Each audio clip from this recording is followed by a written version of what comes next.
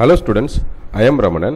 இந்த வீடியோவில் class 10 exercise 5.2 இருந்து sum number 4 பார்க்க போகிறோம். What is the slope of a line perpendicular to the line joining A 5,1 and P where P is a midpoint of line segment joining அப்படின்னு கொடுத்துருக்காங்க 4,2 and minus 6,4. Let it be C. இந்த point வந்து C ன்னு எடுத்துப்போம். இந்த பாயிண்ட்டை C ன்னு எடுத்துப்போம். இதனுடைய வேல்யூ 4,2. நான் ரஃபாக தான் போகிறேன், கிராஃபிக்கலாக போடலை. minus 6,4.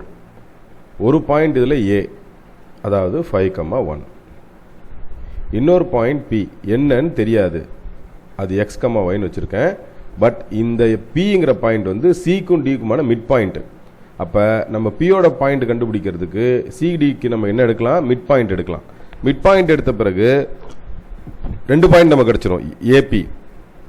இந்த ஏபியை யூஸ் பண்ணி 2 பாயிண்ட்ஸ் ஃபார்ம் ஸ்லோப் ஃபார்முலா வச்சு கண்டுபிடிச்சிடலாம். ஓகே, ஒரு சம்மை படித்தோம்னா இந்த சம்மு டயக்ராம் அப்ராக்சிமேட்டாக இப்படி தான் இருக்கும். என்னென்ன இன்ஃபர்மேஷன் எடுக்க முடியும், அடுத்ததாக எப்படி ப்ரொசீட் பண்ணுறது, சம்மை ப்ராப்பராக எப்படி க்ளோஸ் பண்ணுறது, இந்த ஐடியா இருக்கணும். ஓகே, இப்போ ஃபர்ஸ்ட் பாயிண்ட் நம்ம என்ன கண்டுபிடிக்க போகிறோம், மிட் பாயிண்ட் ஆஃப் சிடி.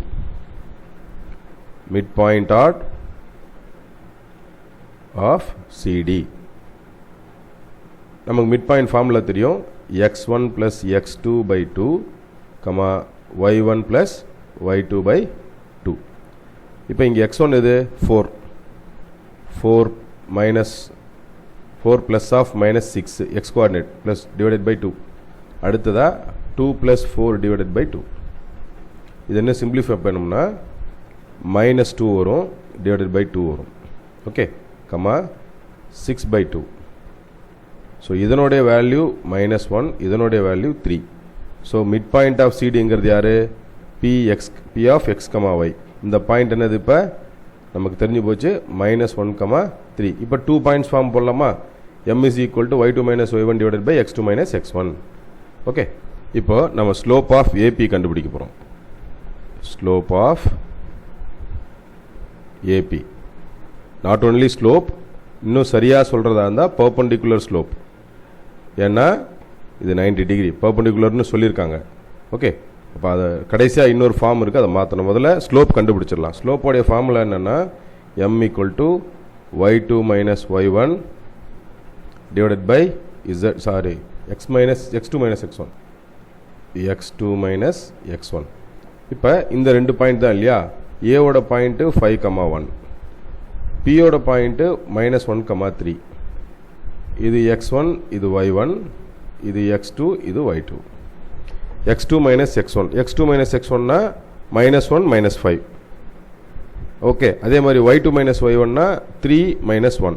அப்போ y2 minus y1னா என்னது, numerator value 3 minus 1 divided by -1 minus 5.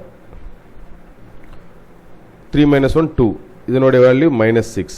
Cancel பண்ணோம்னா -1/3 இஸ் த ஆன்சர். யாருக்கு, இது ஸ்லோப், நாட் பர்பண்டிகுலர் ஸ்லோப்.